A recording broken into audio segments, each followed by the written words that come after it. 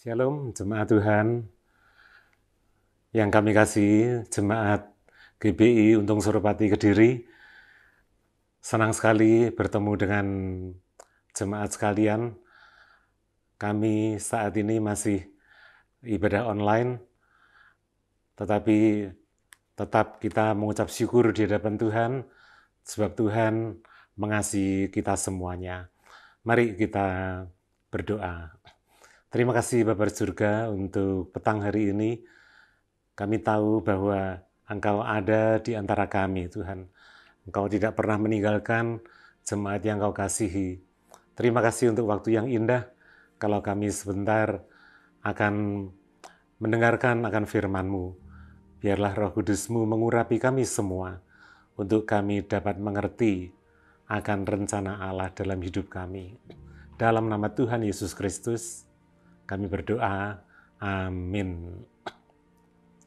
Ya, firman Tuhan yang akan saya bawakan dengan satu tema yang penting, yaitu menjaga hati. Menjaga hati. Memang kita tahu bahwa hati kita adalah yang terpenting dalam kehidupan ini. Nah, sebab itu kita perlu untuk menjaga hati kita masing-masing sehingga kita boleh layak di hadapan Tuhan. Saya akan bacakan yang pertama di dalam Amsal 4 ayatnya yang ke-23. Saya bacakan, jagalah hatimu dengan segala kewaspadaan, karena dari situlah terpancar kehidupan. Nah, firman Tuhan mengatakan bahwa kita harus menjaga hati kita, masing-masing kita, untuk menjaga diri kita masing-masing. Ya, hidup kita pusatnya adalah di hati, sebab itu firman Tuhan mengatakan kita perlu waspada ya dengan apa yang ada di sekitar kita. Sebab itu kita harus menjaga hati kita. Dikatakan disitulah terpancar kehidupan kita masing-masing. Jadi semua kita dinilai pribadi kita karena hati kita lah. Saat hati kita baik, tentu saja yang keluar adalah yang baik. Dan begitu sebaliknya. Ayat yang di bawahnya, ayat 24, dikatakan, buanglah mulut serong daripadamu, dan jauhkanlah bibir yang dolak-dalik daripadamu. 25. Biarlah matamu memandang terus ke depan, dan tatapan matamu tetap ke muka. Nah, firman Tuhan mengatakan hati kita itu memang dikuasai oleh mulut dan mata.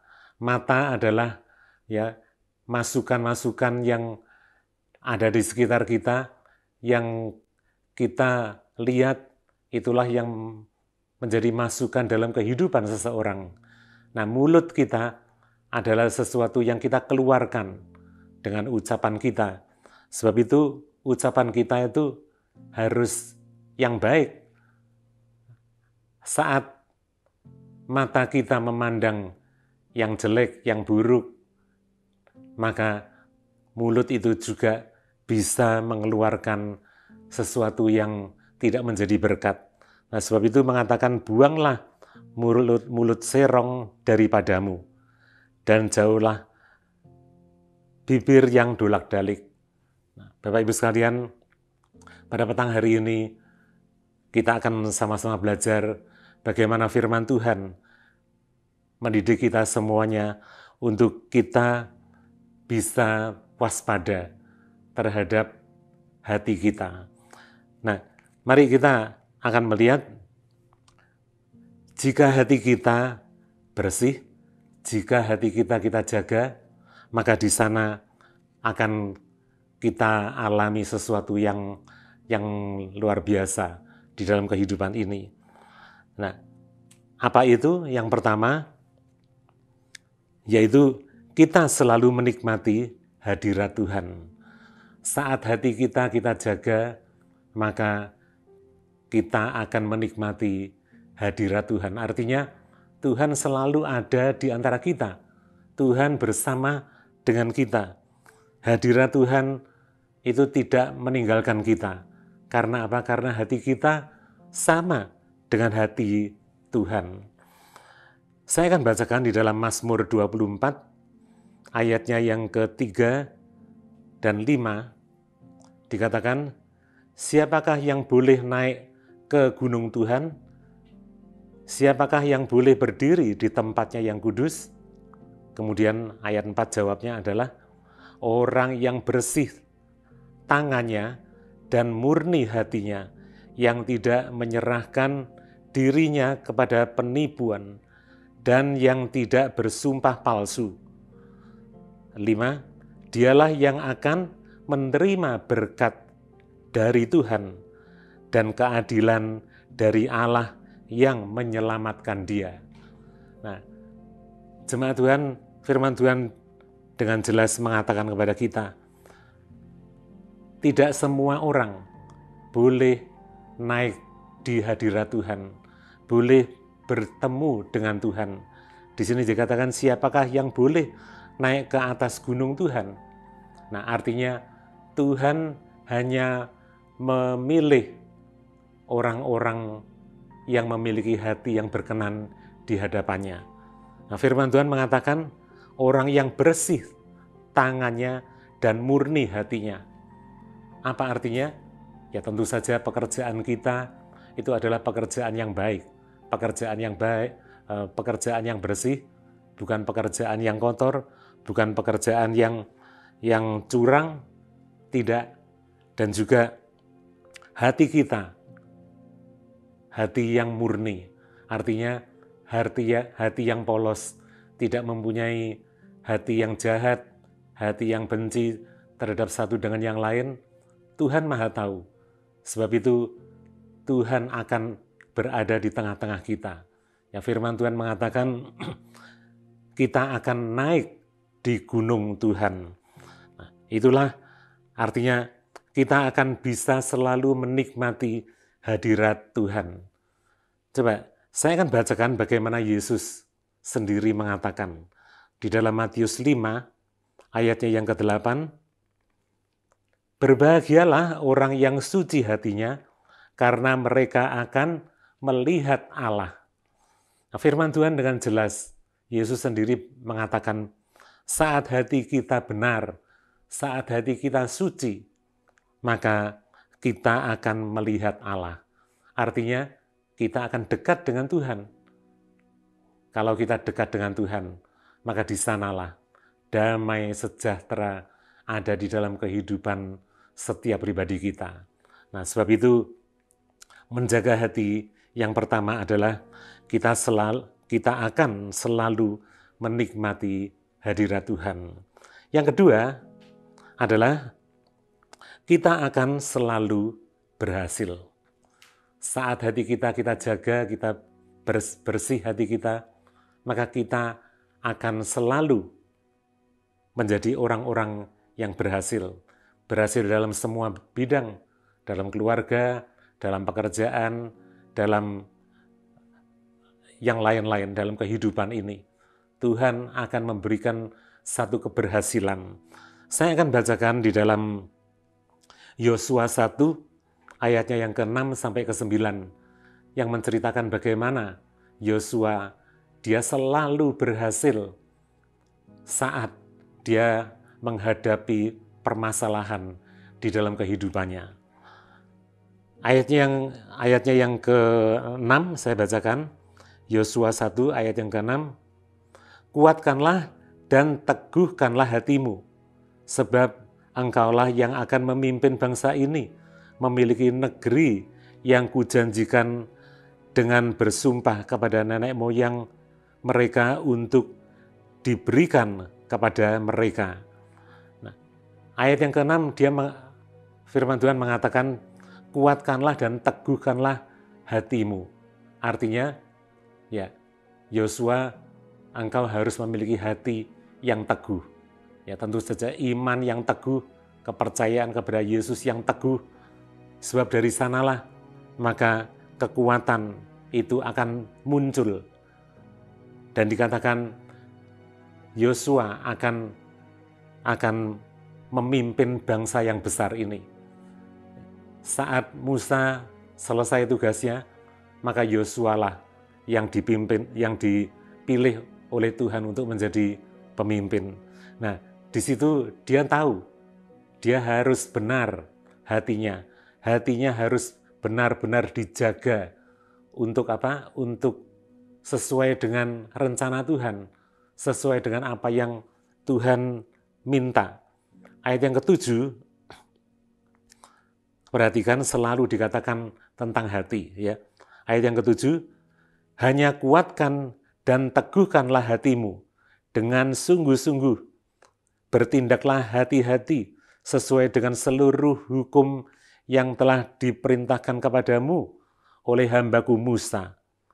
Janganlah menyimpang ke kanan atau ke kiri, supaya engkau beruntung kemanapun engkau pergi.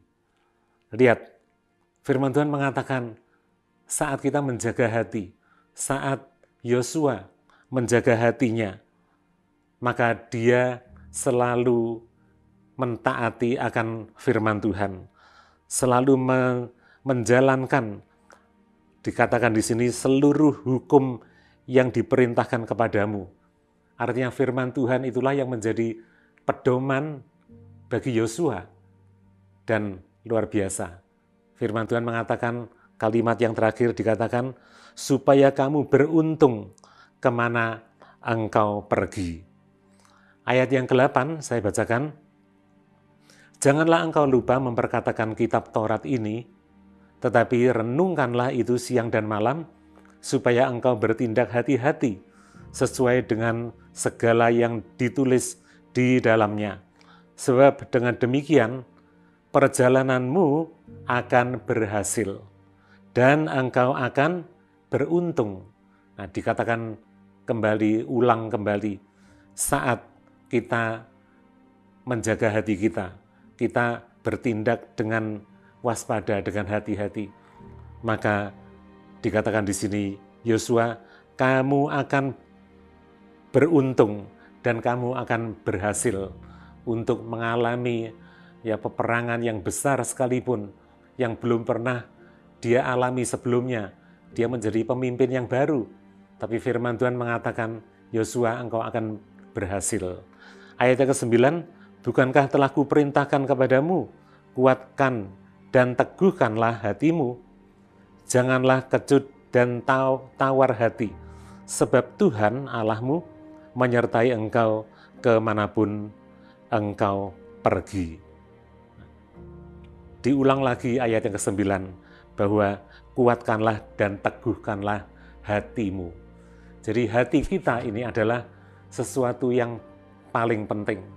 Saat hati kita dapat menjaganya, maka firman Tuhan mengatakan Tuhan akan bertahta di dalam kehidupan kita, dan juga Tuhan berjanji kita akan berhasil di dalam setiap langkah hidup kita.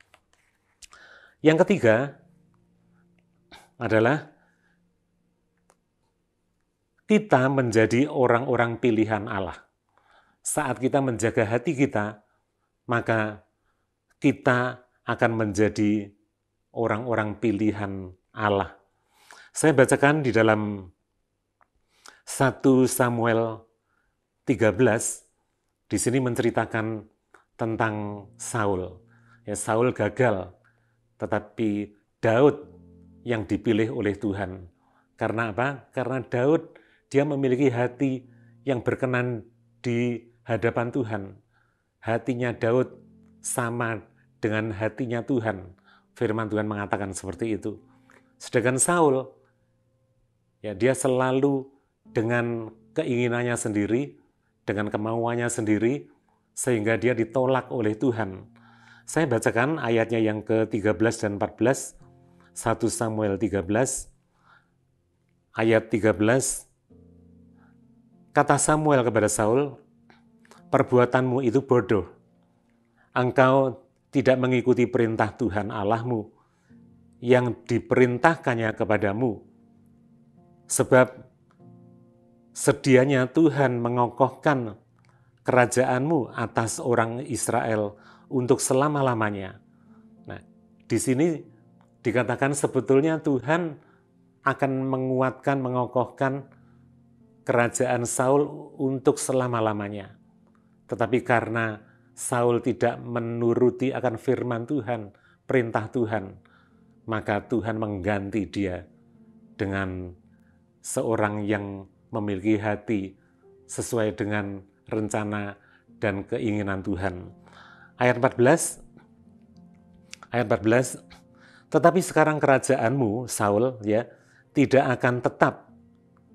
Tuhan telah memilih seorang yang berkenan di hatinya, dan Tuhan telah menunjuk dia menjadi raja atas umatnya, karena engkau tidak mengikuti apa yang diperintahkan Tuhan kepadamu. Jemaat Tuhan, saat Saul tidak mengikuti perintah firman Tuhan, maka dia dicopot oleh Tuhan, dia ditolak oleh Tuhan, dia digantikan. Jadi yang pertama adalah yang paling penting, bagaimana kita akan menjadi pilihan Tuhan, itu kita memiliki hati yang taat kepada firman Tuhan. Jangan seperti Saul yang selalu ingin apa yang dia inginkan dalam hatinya.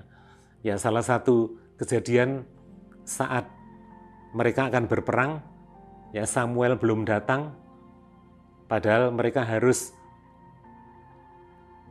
mengadakan ibadah lebih dahulu sebelum berangkat berperang. Tetapi Saul menunggu Samuel tidak datang-datang, kemudian dia mengambil alih tugas Samuel. Ya, tugas Nabi Samuel itu dia ambil alih dengan cepat, dengan sombongnya dia mengambil alih, dan selesailah ibadah itu. Kemudian Nabi Samuel baru datang. Kemudian Samuel terkejut bagaimana ya ibadah itu telah di take over oleh Raja Saul, dan kata-kata itulah yang diucapkan oleh Samuel, kamu bodoh. Ya, sebab apa? Sebab bukan tugasmu, engkau sudah mengambil alih. Nah, Bapak Ibu sekalian, sehingga dia tidak dipilih Allah lagi. Yang menjadi pilihan Allah adalah Daud.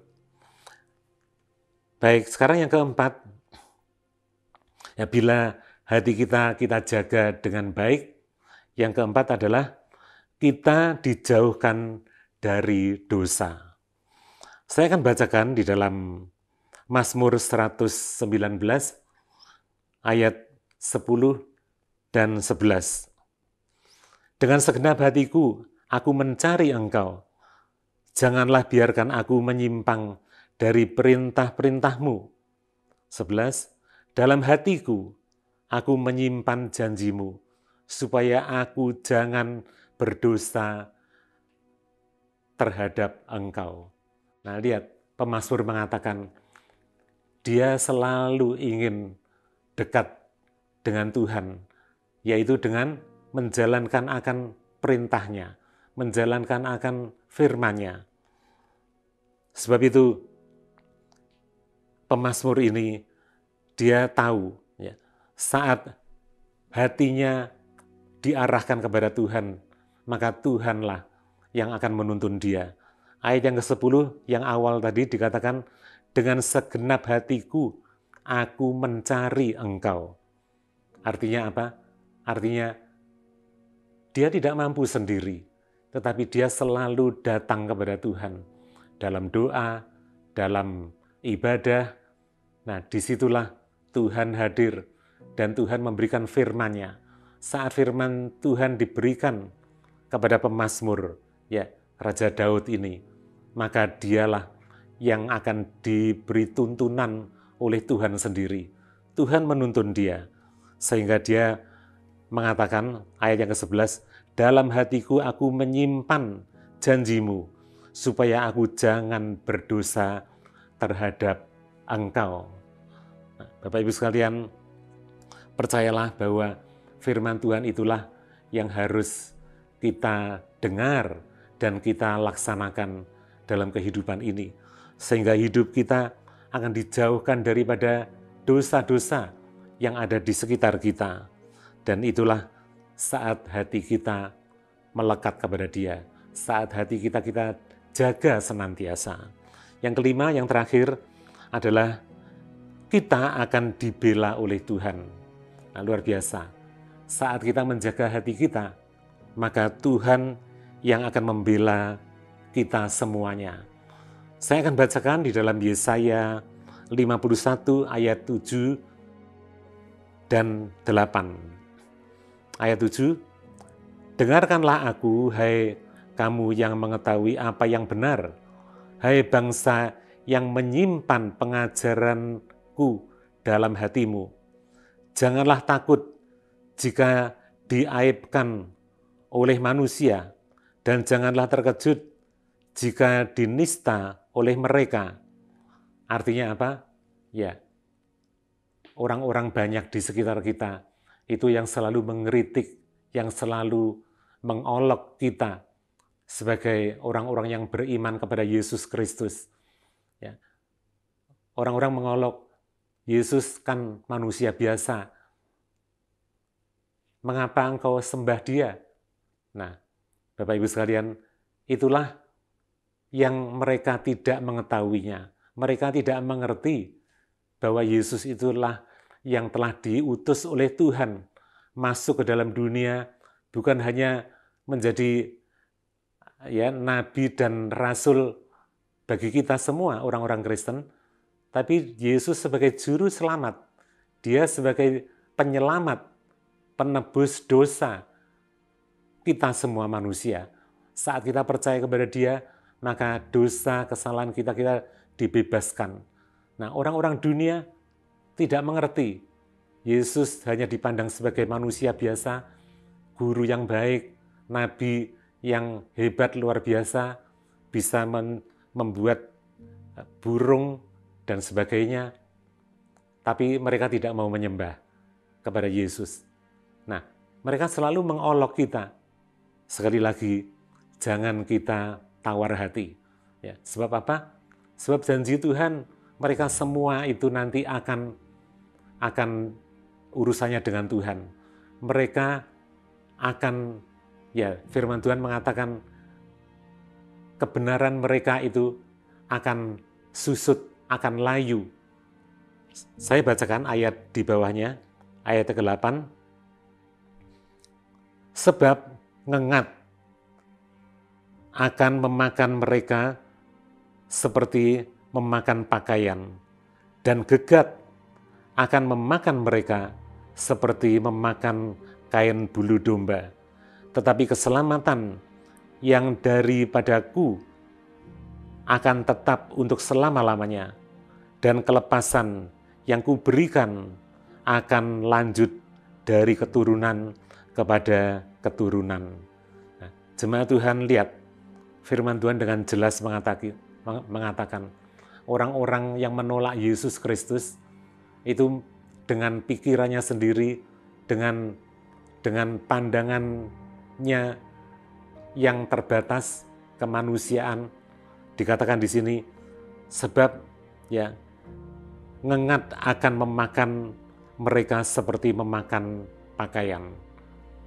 Mungkin pelan-pelan, kalau ngengat itu memakan tidak sekaligus, tetapi memakan pelan-pelan, tapi tahu-tahu pakaian itu sudah tidak bisa dipakai. Karena apa? Karena sudah pecah semua, karena ngengat yang menggerogotinya. Nah, di sini juga dikatakan, dan gegat akan memakan mereka seperti memakan bulu domba. Ya, kalau tadi pakaian biasa, tapi sekarang pakaian dari bulu domba itu apa? Wool. Yang bagus, yang indah, yang mahal, sekalipun semuanya itu akan hancur, semuanya itu akan sia-sia. Karena apa? Ya, karena semuanya itu salah. Hanya dalam Yesus Kristuslah keselamatan itu. Sebab itu di sini dikatakan, tetapi keselamatan yang daripadaku, lihat, keselamatan yang daripada Allah lewat Yesus Kristus akan tetap untuk selama-lamanya. Dan kelepasan yang kuberikan akan lanjut dari keturunan kepada keturunan. Nah, saya percaya keselamatan yang telah Tuhan berikan kepada kita semua, itu akan berlanjut kepada keturunan kita, kepada anak-anak kita, kepada anak cucu kita semuanya. Mereka akan menerima keselamatan yang daripada Yesus Kristus. Nah, sebab itu, Bapak Ibu sekalian, jaga hati kita, supaya kita benar di hadapan Tuhan, dan percayalah, Tuhanlah yang akan memberikan kepada kita apa yang telah kita pelajari, yaitu Tuhan akan memilih kita, Tuhan akan menjauhkan kita daripada dosa, Tuhan akan menjadikan kita orang-orang yang berhasil, dan kemudian kita akan menikmati hadirat Tuhan, dan kita akan dibela oleh Tuhan saat kita menjaga hati kita. Amin. Mari kita berdoa. Bapa di surga, terima kasih untuk hari ini. Engkau telah memberikan kesempatan bagi kami untuk kami dapat belajar akan firman-Mu, Tuhan. Saat ini biarlah kami seluruh jemaat-Mu yang Kau kasihi menyerahkan dan menjaga hati ini, Tuhan, untuk berkenan di hadapan Engkau. Kami percaya saat hati kami benar di hadapan Engkau, kami menyerahkan, menjaga hati kami, maka Engkaulah yang akan memilih kami, Tuhan, untuk menjadi umat-Mu, dan kami akan Kau jauhkan dari dosa yang ada di sekitar kami, dan juga Engkau yang akan membela kami, Tuhan, dan juga kami akan menerima keberhasilan seperti Yosua yang berhasil dalam pekerjaannya saat hatinya diserahkan hanya bagi Engkau, dengan menuruti akan perintah-perintah-Mu, firman-Mu. Itulah yang menjadi keberhasilan dia dan juga keberhasilan kami semua, jemaat-Mu. Kami percaya, Tuhan, Engkau ada di tempat ini. Saat hati kami jaga, maka kami akan selalu mengalami akan hadirat Tuhan ada di dalam kehidupan kami. Engkau ber-Immanuel dalam hidup kami, Tuhan. Terima kasih, Yesus. Kami menyerahkan akan setiap pribadi jemaat-Mu, gereja GBI Untung Suropati ini ke dalam tangan-Mu, Tuhan. Engkau yang akan menyertai dimanapun kami berada.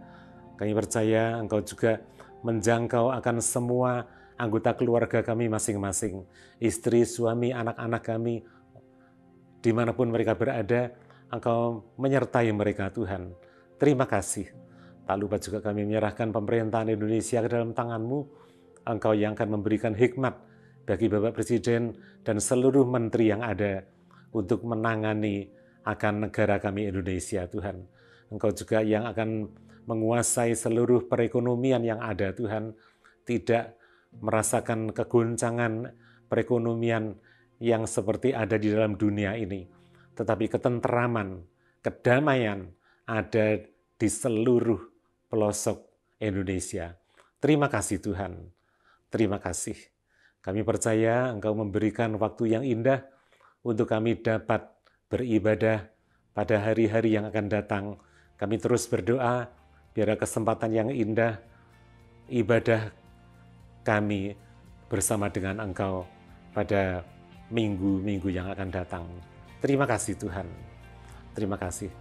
Dan saat ini, Bapak Ibu sekalian, terimalah berkat daripada Allah Bapa, kasih setia daripada Yesus Kristus, urapan yang baru dari Allah Roh Kudus yang menjaga hidupmu, memberkati keluargamu, memberkati pelayananmu, juga Tuhan memberkati akan usahamu, dan Tuhan memberkati dan menjaga akan kesehatanmu mulai hari ini sampai Maranatha, berkah dicurahkan di dalam nama Tuhan Yesus Kristus.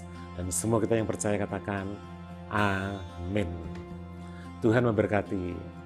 Salam sehati.